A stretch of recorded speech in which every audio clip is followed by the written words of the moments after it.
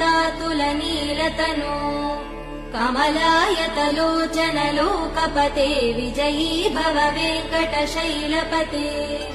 सचतुर्मुख षण्मुख पञ्चमुख प्रमुखाखिल दैवतमौलिमने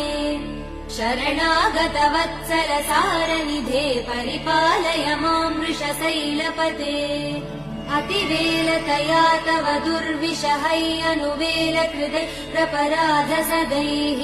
हरितं त्वरितं वृषशैलपते परया कृपया परिपाहि हरे